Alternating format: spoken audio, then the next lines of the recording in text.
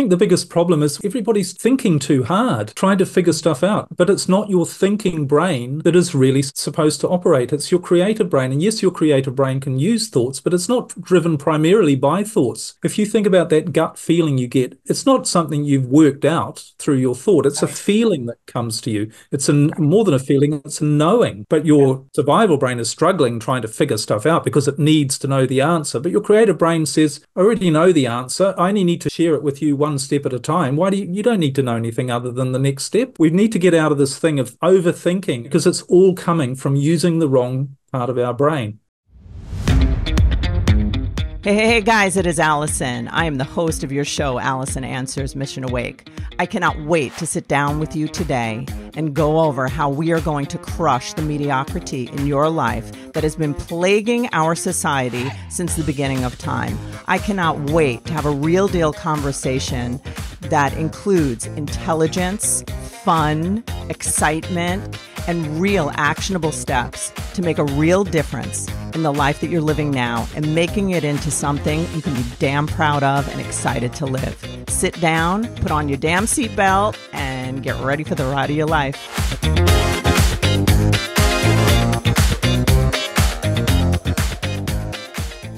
Did you discover that no matter, like, you were okay, you had nothing really, you lost it all, wasn't anything really to worry about? Well, this again is how the brain works, because what I'd realized, and I'm sure this is the same, it certainly is for many of the people that I work with as well, entrepreneurs, is most of the time we're driven as an entrepreneur, you're driven by fear. Yep. And I had two fears that I realized had driven me most of my life. The first was the fear of not having enough. Yeah. So I was constantly needing more. And it was this is all subconscious. Mm-hmm. I haven't got enough. I need to get some more. I need to make more money and then I'll be happy. And I might lose it all. So I just have to make sure I've got more than I've actually got. So this fear of not having enough. And the other fear was not being loved. And that's a very common, Yes. almost universal fear as well, a fear of losing love. So but here's what happened on a biological level. So when I lost everything, I lived those two fears. I didn't have any, the thing of not having enough, I didn't have anything. Not being loved, I didn't have anybody apart from my dear old mother. So here I was experiencing my two greatest subconscious fears. And what did my brain do? My brain said, there's nothing, it suddenly realized there's nothing to be afraid of. As you said, you're experiencing these fears, and I, as your brain, have been trained all of your life to think that those two things are a threat to your survival, that if you lose everything, you will die. If you're not loved, you will die. And therefore, those two things I'm afraid of, we need to try and work in your struggle state to make sure you don't experience those things. But when I experienced them, my brain said, hey, why was I afraid of losing everything and not being loved? Because they're not a threat to your survival. You're Yeah. still here. And in fact, life's pretty good, isn't it? So Yeah. my brain lost those fears. And that's when I could release it instead of being driven constantly by my brain, interpreting everything based on those fears to keep forcing me into this struggle and stress state. My brain suddenly switched and said, well, we can cross those off the list. Everything that happens in your life, that doesn't need to make you feel afraid because they're not threats to your survival. So that's when you activate your creative brain. And a lot of what I do is I help people uncover what their unconscious fears are, Mm. because you don't know what they are. And when you do, start to train your brain to realize they are not threats to your survival. And anything that comes into your life, including your thoughts, but it's also external things, anything that comes into your life that makes you feel fear, stress, worry, and anxiety, you have to start getting rid of out of your life so that your brain starts to work the right way. Could be the wrong relationship. It could mean not watching the news, switching the news off at night. Mhm. It could mean not having that conversation with that person. It could mean not being in that relationship. It could be letting go of that part of your business, or not even, or selling your business entirely, or walking away from your business and going and doing something else. But whatever it is that's making you feel fear, stress, worry, and anxiety, you've got to get rid of it because it's activating the wrong part of your brain. That's what's keeping you stuck. You're never going to get to where you want to go while you're stuck with those things that are making you feel bad. Yeah. Is this how you ended up just being a nomad? And Yeah. Yeah. could you tell Well, us? what I Okay, go ahead. I want to hear. I love everything you're saying. I'm hanging yeah, on every well, word.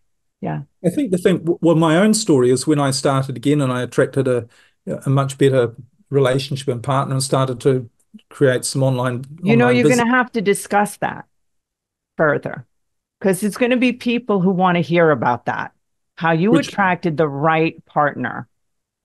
You know how many people yeah. want to know that?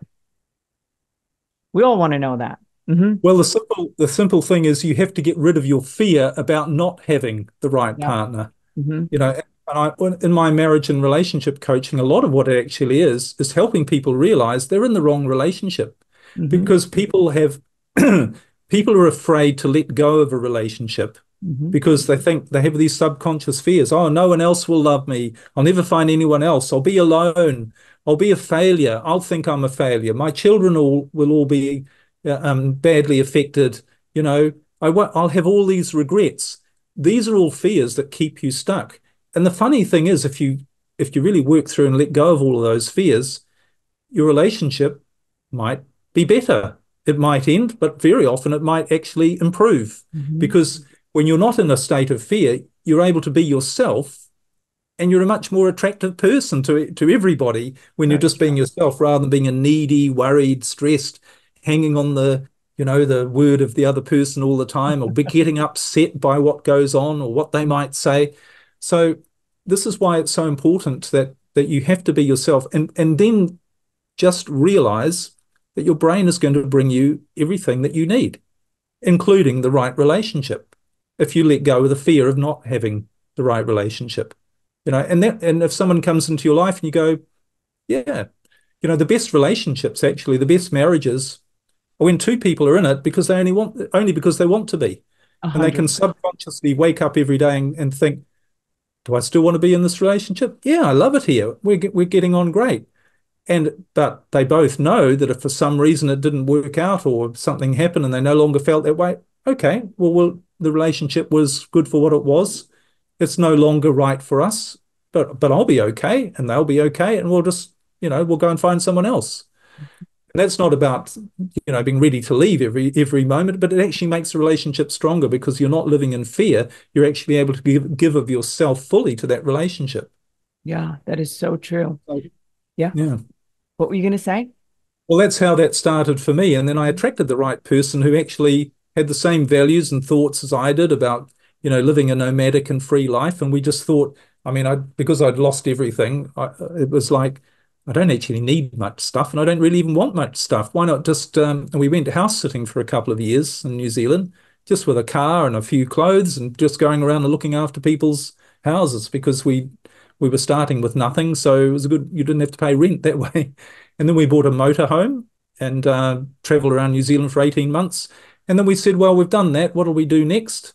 And we said, well, let's just have a suitcase and a one-way ticket and we'll go off to Europe and see what happens. And again, I could tell you a whole sequence of weird things that happened, Yeah. of people that showed up, events that showed up. And before we knew it, we'd bought a new yacht and we both knew how to sail, fortunately. And we spent 8 years and we went around 15 countries all around Europe and, exploring it by sea. A fantastic time. So now none of these things were on a goals list. And one of the things I realized is you have to give up your goals list Ah, because goals, where do they come from?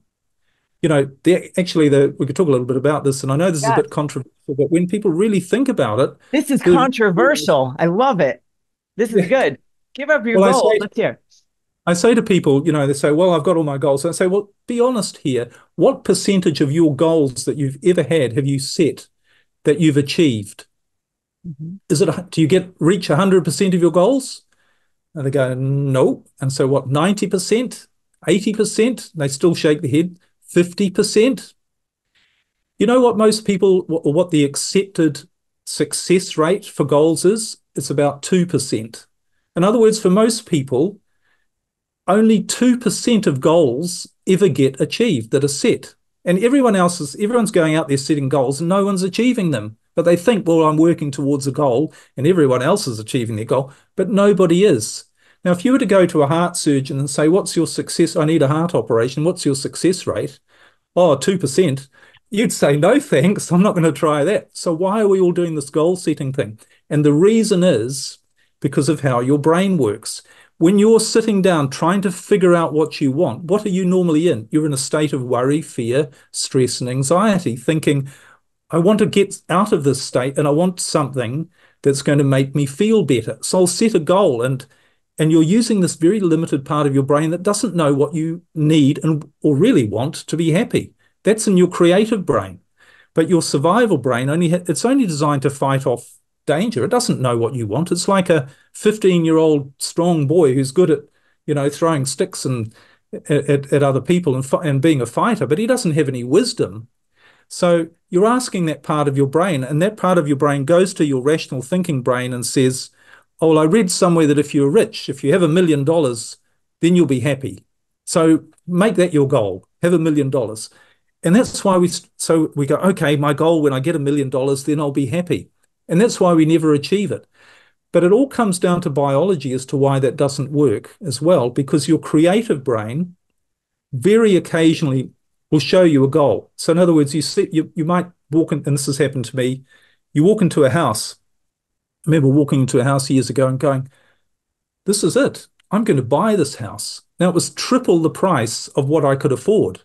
But there's something in me and it just said, I'm just going to buy this house. I have no idea how it's going to happen, but there's something that says it is. And some weird things happen and I bought the house. I still don't know to this day how I managed to afford it, but I did.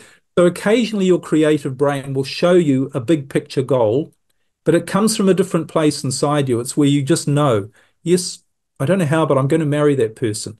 Doesn't come from a place of stress. It might be like, oh, wow, am I really going to be able to achieve that? But there's a knowingness, if you like. So, but most of the time, the way your creative brain works is on the principle of biological efficiency. Because one of the principles of nature is that everything is designed to give you the maximum amount of output for the minimum expenditure of energy. That makes sense. So we're designed, not to use any more energy than we need to get an outcome.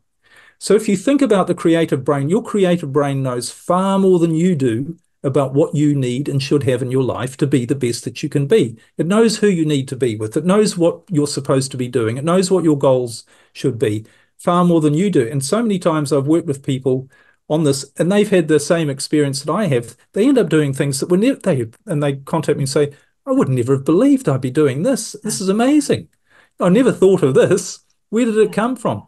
Your creative brain knows all the stuff. But what's the most efficient way for your creative brain to make sure you reach that goal? It's to show you one step at a time.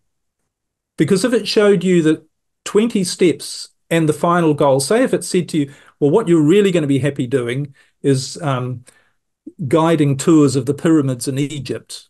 You go, what? Hang on. So you'd start questioning it. And they said, no, you need to do these 20 things.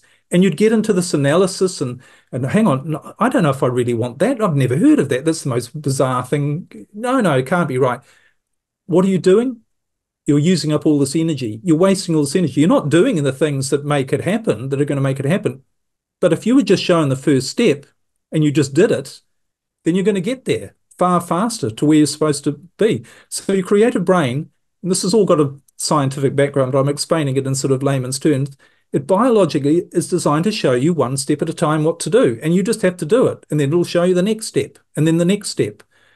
And of course, when you're using your survival brain can't let go and it has to see the big picture. It has to see that there are no dangers and threats. Remember, it's only designed to look at all it's programmed to do is to find threats and dangers.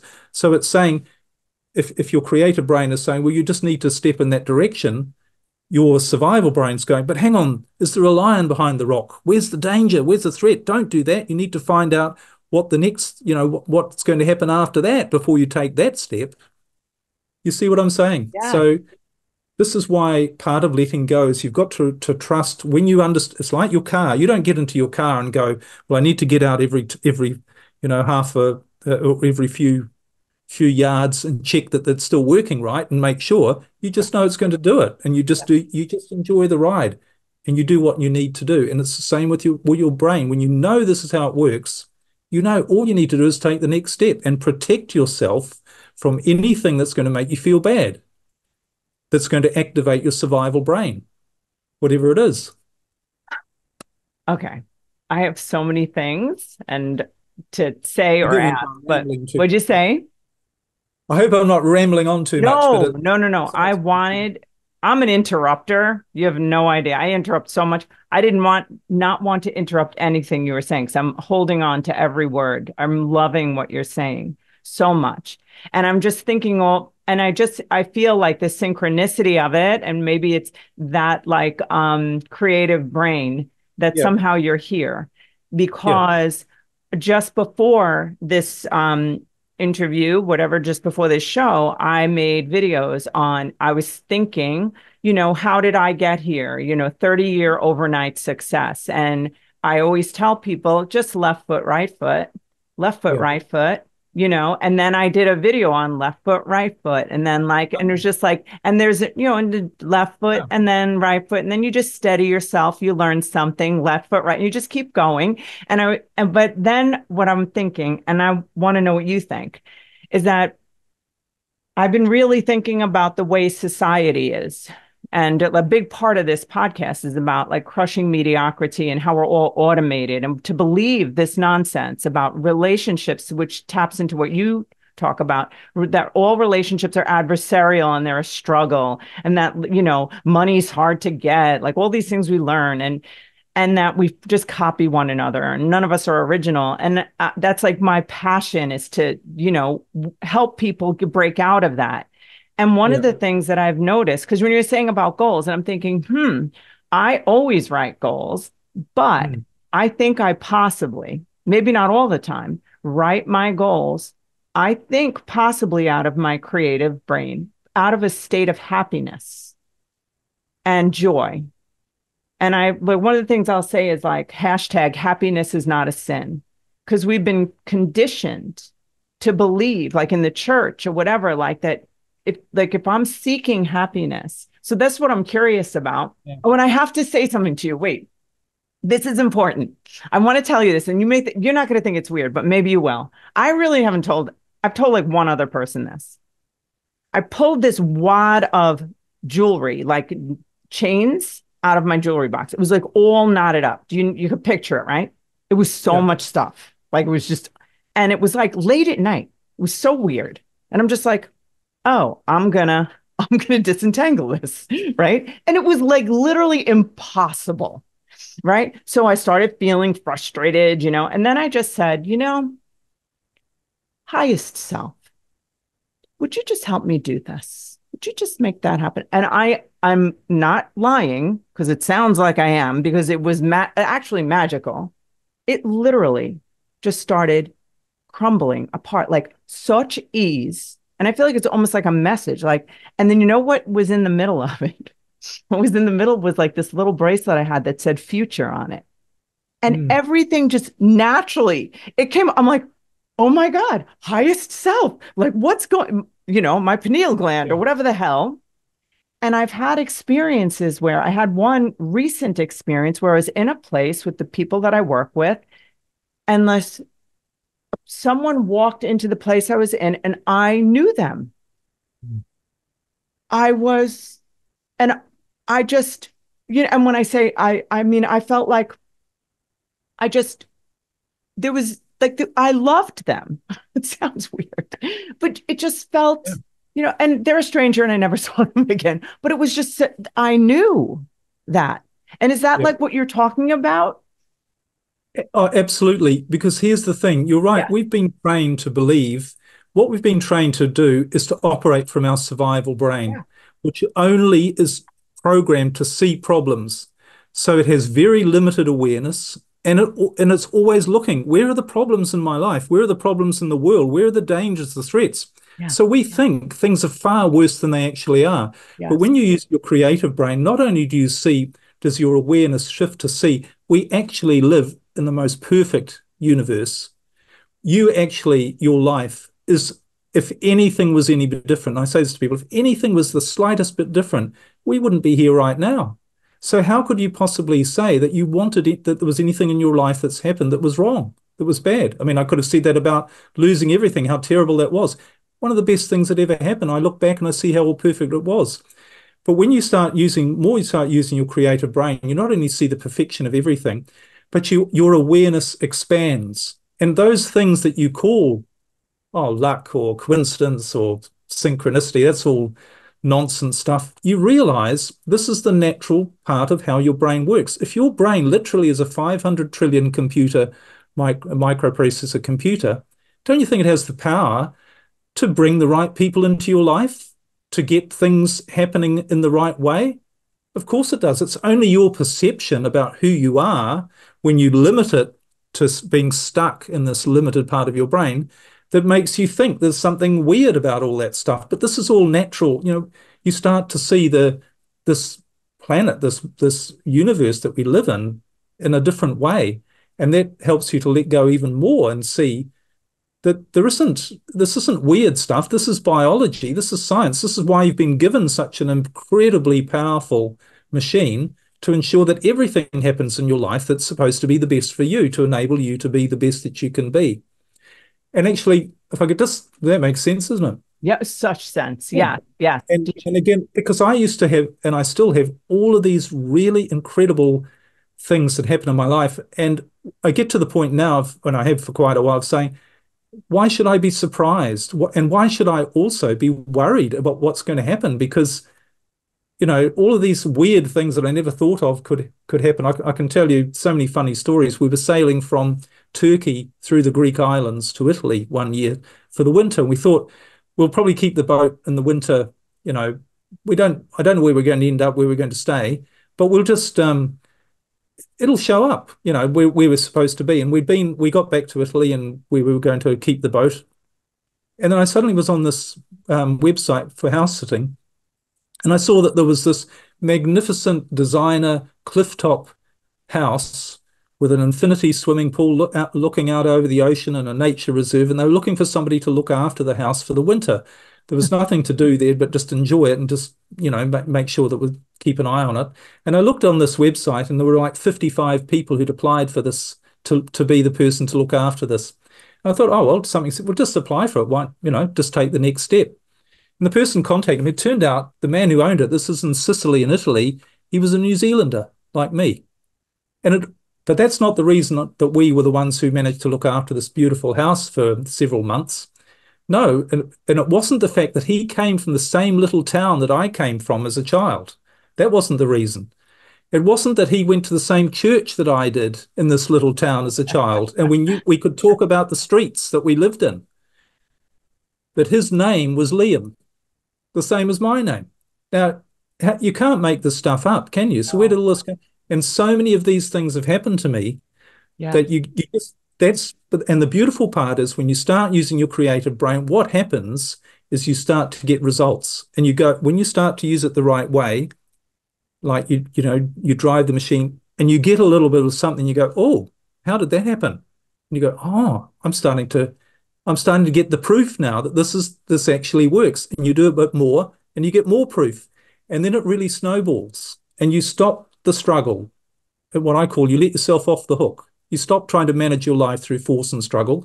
You allow this creative energy to flow through you. You allow this other part of your brain to take over. And it literally leads you down the fastest and easiest path to you being the best that you can be and having the best life possible.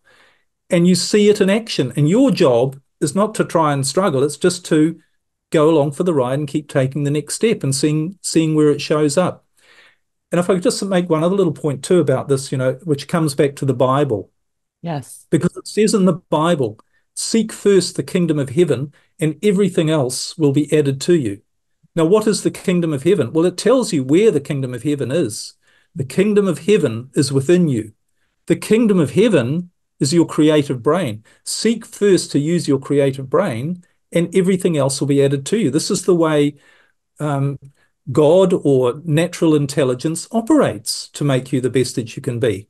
And how do you seek first the kingdom of heaven, or how do you enter the kingdom of heaven? The Bible says it again. You have to be like little children to enter the kingdom of heaven. And what do little children do? They don't sit down and make goals. They don't worry. They don't get all stressed. They don't try and figure out stuff. They just enjoy the moment. Take the next step. Give no thought for tomorrow. Tomorrow will take care of itself. Do not worry about what you shall eat, drink, and wear. It'll all be provided for you.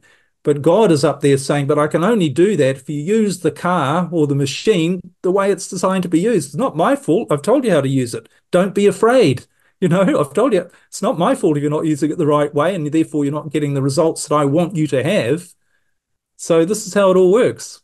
Hey, guys, how are you? Isn't that amazing? This story that we're hearing on this show is great. I want to just give a shameless plug of my book. I would really want people to have a good look at my book and to understand what it really is. I used to be ashamed to plug my book. And then I realized, how is that right? To keep the information, the 30 years of experience that I have, the 8 years of education, the trauma that I grew out of and learned how to manage and how to manage emotion, all the training I've had in neuroscience and quantum physics. How can I keep that from the public? So it's not, I used to think it was like something I should, be humble about, but being humble is silly when you're keeping things away from people that they need. So what I want to tell you about my book, and I hope that you do get it because I think it will really help you. I've gotten a lot of tremendous feedback about my book and that it's really, really of great value to a lot of people. And what it is, it's an interactive read, and there's inside of it, there's journal entries. So as I'm teaching and going through the book and teaching you how to create the life you want by understanding how you're wired, how your thoughts, feelings, how your words, how thoughts are things, and the neuroscience behind it, and how we are programmed from the time we're 0 to 7 years old to live a life of mediocrity or a life of poor design because of meaning that we attached to events when we were children that just became our programming. What I want to tell you is that there is a way out, and it's a simple way. It's very simple. I believe in the simplicity and the grace in healing, and that it doesn't have to be a big work. So I would love it if you'd get my book. It's a best-selling book on Amazon, and it's my first. And I encourage you to get it. It's called The Wake Up Call, an interactive read for building the life you want. I don't think you'll be disappointed. Thanks so much for being on the show, and let's get back to it. I have a question for you that's, as you're saying scripture and stuff, I would quote I love this quote, Alvin Toffler. He says, the illiterate of the 21st century will not be those who cannot read or write, but those who cannot learn, unlearn, and learn again. But then I think of that as like a scripture in the Bible where it says, do not be conformed to this world, but be transformed by the renewing of your mind. And I feel like it's the same thing. Like we have all this, like this programming, that we've been taught and that we've absorbed and made pathways with. But now, like, it's this transformation and awareness, right? And renewing our mind. Do you see that as the same kind of thing? Absolutely. And, Yeah. and it's what you're really doing is you're redefining Mhm. your understanding of who you actually are. You Yeah. know, you Yeah. are this, you are this connected to an infinite intelligence, and you're in this biological experience, which is all about survival by being the best. It's as basic a law as the law of gravity. Everything's designed to survive. That's why you're here in this biological body. And you've got a machine that is connected to an infinite intelligence that makes everything the best that it can be, and it will make you the best that you can be as part of it. So but it's not the part of you that you think is, that you have to try and figure this out, and that you have to try and get more information, and you have to struggle, and you have to overcome your challenges, and have all these things in your life that are struggles and blockages. Yes. Brain is far more powerful than anything that you can think of, and Yeah. it's there for you to use. What would Just you like say to your car is someone? going to go a lot faster Yeah. than you can run next to it, isn't Yes. it? So, Yes. So what would you say to someone who like has like different difficulties. Like you're talking about hiring the wrong person or just, or like having a difficult person in your life. Obviously, it's because of choices or, fearful path that you're on, right? How would you tell someone who has to manage a thing, whatever that is, right? To do that left foot, right foot thing, like I believe it's like people say it's like breadcrumbs. You get like one little thing, you just to do that next little thing. But what would you say to someone who's like in that having to Well, fix things? Like entrepreneurs, we always have to fix stuff, right? one of the ways to know the right thing to do is, and I'm sure everyone's been in that situation where you're with a friend, and I could relate this to a relationship. And you're with a friend and you say, my marriage is not going very well, and we're always arguing. And your friend says, look, you're in the wrong relationship. You and your wife just don't get along anymore. It was used to be fine, but you're not right for each other. And what do? You justify where you are. You say, oh, no, well, we can work it out. And we've been together a long time and we, ashamed to end things now. And, the children would be badly affected. And we've got, financially, it would be a disaster and all that. So you justify holding on to your fear and you don't take the step. So what you've got to do, yes, you need to take the next step, but the next step could be a major step, but it's only going to be the right step if there's no fear. So you've got to deal with your fear and say, all right, I've got these problems, and it's not necessarily as simple to do as the way I'm explaining it. Obviously, you need to work on it, but what you need to ask yourself is, what would I do if I had no fear about what was going to happen? What would I recommend to someone else to do if they're in the same situation as me? What's the first thing that comes to mind before the fear kicks in? And usually it's going. So in other words, if you've got the wrong employee, you're going to say, if I'm really honest, they need to go. Or Definitely. that part of my business, I need to shut it down, cut it out, or whatever. Now that's not just giving up. That's going with the honest, and you've got to, when you start using your creative brain and really trusting it, you will make the right decision. And I remember once I had an employee and I had a sales force. And you know what you do when you have salespeople? You spend 80% of your time with the bad ones. And the Yeah. good ones are absolutely brilliant, who you should be spending all your time with. You're letting them go and you're trying to force these people to do the job they're not really designed to do. And I remember I just struggled for weeks, months, I think, with somebody thinking, oh, I can't fire this person because he's such a nice person and he might get really upset and take me to court and everything. And then I think a couple of days later, after I was at my wit's end, he handed in his resignation and said, this is a job for me, Exactly. or whatever. So you don't know here's the thing, you don't know what's going to happen, but your creative brain does. And your creative brain, what if it was saying to you, the reason I'm giving you this problem is because you've just got to get rid of it, or the reason you're not achieving that goal, it's like, I'm going to make this really hard for you to try and convince you that you're trying to do the wrong thing. So I'm going to put every obstacle in your way to say, you shouldn't be in this relationship. You shouldn't have this part of your business. You shouldn't have this employee. You should be doing something different. So you need to say, the thing that's stopping me is the fear. I'm just going to do it. And I'm just going to trust. And the more you understand what I've been trying to explain about the biology of how your brain works, and this is the way it works, the more you understand that and the more you have an experience of it working, the easier you find it to do. And you Yeah. go, all right, I know something, this isn't right, got to go. A few years ago, my partner and I, we set up a business in New Zealand when we got going, and we sailing all around Europe. We still had this business operating in New Zealand, and it wasn't it was a good business. It was profitable, and we could run it remotely. We had a warehouse in New Zealand that sent out the orders. It was an online buying products online. But it wasn't growing because we weren't there. We were probably working 4 or 5 hours a week on it, and it was causing, it wasn't giving us any pleasure. And we kept saying, well, should we sell it, or we need to get rid of it. It's not doing anything. And anyway, we probably talked about like that for about 4 years, but we never got around to it. It just didn't feel right. And then one day, I woke up about 5:30, and I turned to her and I said, "Time to sell that business. I don't know why, it just feels right to sell it."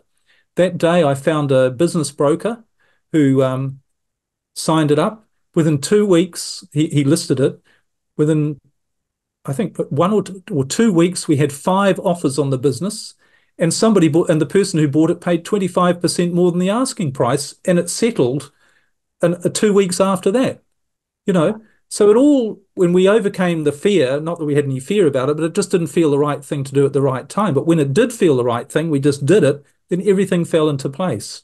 So if you've got a problem, just think, what is the right thing to do? I'm just going to trust that I'll get the right outcome. I'm just going to take that action, whatever it is, and trust that the right outcome will happen. And maybe it won't be an expected outcome. Maybe something different will happen. Maybe it might cause a bit of a nuclear reaction in the short term. You also look back on Yes. what happens and you'll go, well, that was all perfect. I learned so much about that experience, you know, because it usually comes when you do something wrong that you shouldn't be doing. You make that sort of mistake, you create more problems for yourself. So Yeah. like I had to do when I lost everything, I had a bit of unraveling to do from all of my Yeah.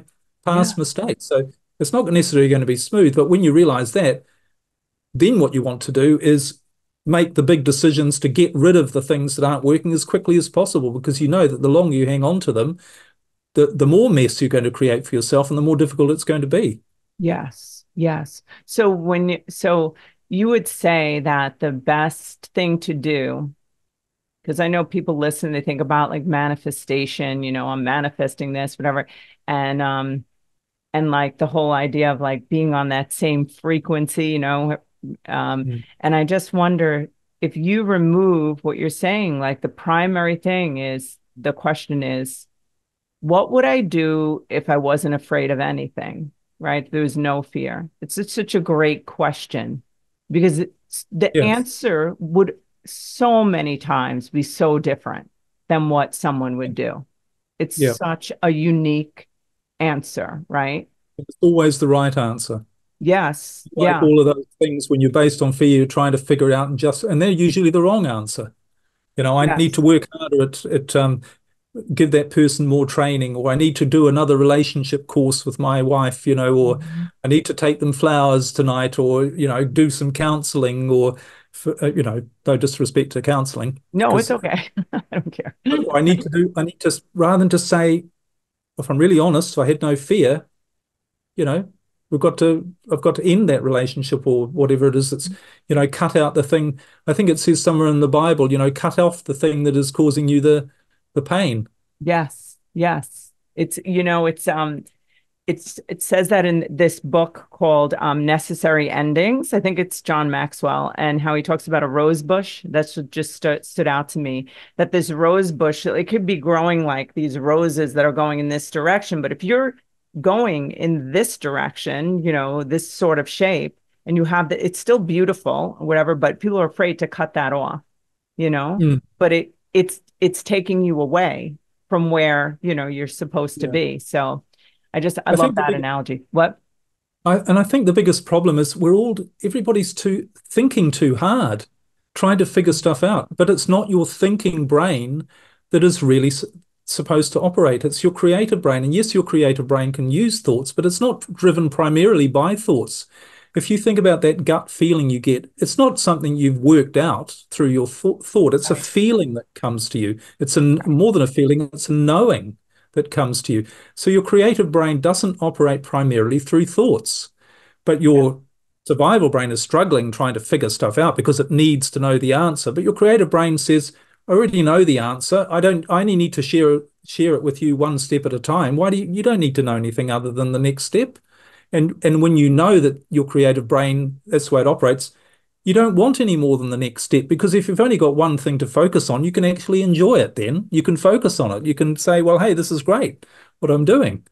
So we need to get out of this thing of overthinking, and because it's all coming from using the wrong part of our brain, and stop trying to figure out what we think we want. Just allow what we really want to show up, and then just have a life where we go, wow, this is amazing. How did this happen? This is so exciting. That's Yeah. what life's supposed to be like. Us. I couldn't even agree more. And I've spent a lot of time. This podcast, this experience conversation is going to like catapult me more toward what I need to do. And it's interesting because I notice I spend a lot of time rethinking, like if people want to spend time with me, right? I'll say yes when I don't want to spend time with them. I know I'm confessing. Like I do this regularly.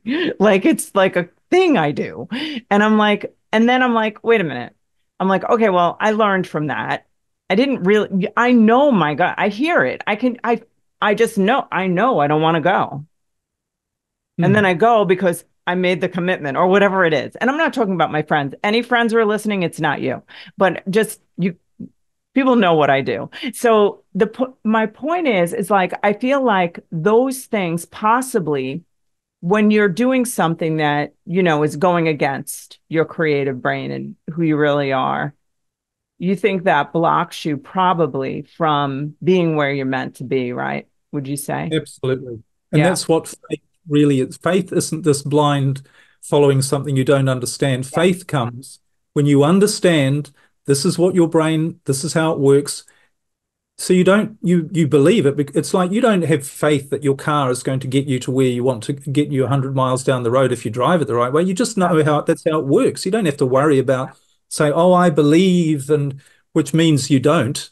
It means you're scared. Exactly. You just know that's the way it operates. So this is what true faith actually is just understanding that this is how it works. And and that's the way we're designed to be naturally. You know, I want to respect your time. I'm going to say this one last thing, but you were talking about, and I've been saying this one thing just for so long. I was Christian also, like coming up, Yeah. forever. And that just knowing that thing, you just know, you just suddenly know. Yeah. That right there, I heard you say it like earlier on. That I feel like is just everything. People can call it prophetic, whatever it is. That happens like a lot. And Mm. I think, don't you just have to be aware of it? Like, wow, I know that. I think we're taught not to know. We're taught to ignore that guidance. Well, we're not taught to trust it and to know that that will Yeah. lead us in exactly the right direction. And you might think, well, where's it going to take me? You don't need to know where it's going to take you if you know it's going to take you to the right place. And because again, when you understand, you're dealing with this thing, it might look small, what's your head, but the power of it is absolutely incredible. Yeah. It's far more powerful than anything, and it's there for only one thing, to make you the best that you can be so that you survive biologically. So the more really the only thing you need to do is to focus on understanding how this works. If you want to go long places in a motor car, the only thing you don't need to learn how to polish the seats and make the stereo work better and you know polish the hubcaps. You need to learn how to drive the thing. That's what's going to get you there. It's not doing the peripheral stuff. So that's all we really need to do. And I think we've made it so complicated with thinking from our fear that there's things we don't know, or there's the thing that we're in some way inadequate, that we need to learn stuff. That all comes from fear rather than knowing that the perfect things are going to happen if we allow it to. That's what we're designed for. I love this. This is such a great conversation. I hate for it to end. I don't want to say I hate.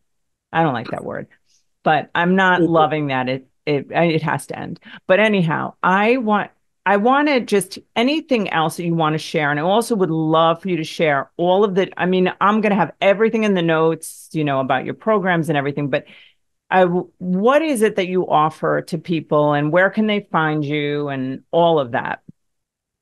Well, the best place to find me is just on my website, which is just my name, liamnaden.com. And I Mhm. have, free courses. I also have my own podcast, which is called Let Yourself Off the Hook, where I don't, at this stage, it's fairly new. I don't have guests at this stage, but we'll have to stay in touch on that one. But it's But you speaking, right? yeah, and I'm I going love into a lot more detail about how your brain works. And when you really immerse yourself in this stuff and you start to understand it, you can just let go a lot more, and life just becomes a lot more enjoyable. And you realize it's not just about learning some other new technique, which for some reason you have believed you're not skillful enough at. It's something you don't know. This is just about relearning what you do naturally, what you did naturally as a child, what the rest of nature does naturally. It's about unlearning all of this other stuff that's making you struggle and strain and do things that are completely unnatural. So that's all on my website, liamnaden.com. And I've got a webinar about how your brain works. I've got a free mini course about it, and I've got all the podcast episodes. And I also have, if people want to go really deep, I do have a coaching program, which is my Let Yourself Off the Hook masterclass. It's an online masterclass, and that goes really deep into how your brain works, what you need to do to switch. I have a process called brain rebalancing, which essentially is switch from using your survival brain, stop activating it so that you really start using your creative brain. And that's what I go into very deeply in that. But, this is really the only thing I think we need to learn, is that it's quite simple. It's not necessarily easy because we've put so much stuff in our life to make it difficult, but it's a new habit. It's a new way of living it's the natural way of living, and we just need to get back to the natural habit of living that way. Have we got time for one final point? Oh, yes. Go ahead. People say to me, there's a lot of all this bad stuff that's going on in the world and in my life, and I've got problems. And, it's all very well for you to say, just don't worry about it and don't be stressed and afraid. But I am stressed and afraid because there's so many terrible things going on, and I've, as I say, got problems. And I say to people, it's a little bit so. If you say that fear is the enemy and that's the only thing you need to deal with, is to how to get rid of the fear out of your life, both the things that are making you feel bad from the outside and the things that are making you feel bad from the inside. It's a bit like hydrochloric, if that is the enemy, that is the problem. It's a bit like if someone came to you and said, I want you to drink this. And you say, what is it? And they say, it's hydrochloric acid. You go, but I'm not going to, why would I drink that? And they say, well, you say, if I drink that, it's going to kill me. It's going to damage me. It's not going to be any good for me. And they say to you, oh, look, you really should drink it. Everybody else is drinking it. Everybody wants you to drink it. If you don't drink it, all of your friends, all of your family are going to leave you. You're going to lose all of your money. Everything's going to be taken off you. Your grandmother's going to commit suicide if you don't drink this. Well, you're going to say, look, I'm sorry. It doesn't matter what the cost or the justification for. I know that if I drink that, I'm going to die. It's going to ruin my life. So I'm sorry, I'm just not going to do it. And that's the point you need to get to when it comes to fear, is to realize it doesn't matter what the justification. When you feel fear, stress, worry, and anxiety, you're activating the wrong part of your brain. So you need to get to the point of realizing that that is true, and that comes from understanding, and realizing what to do about it. And that's what I cover in my my major course, my online master. I love it. I love it. I'm going to go all over your website.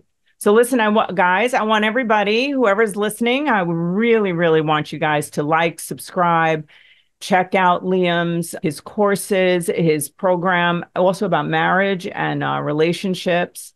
As you can hear, it is so obvious that this dude knows what he's talking about. I mean, just to say, Liam, I've been a therapist forever, like 30 years.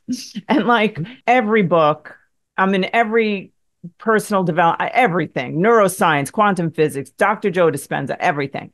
And I do, and I'm doing all these podcasts, but I do have to say, you've said so many things, even though I understand the brain, whatever I understand, neuroscience, I'm like a geek. The way that we're discussing this is going to change my life. It's going to add to what I was experiencing, but now it's more defined for me, which really it's going to help me personally a lot.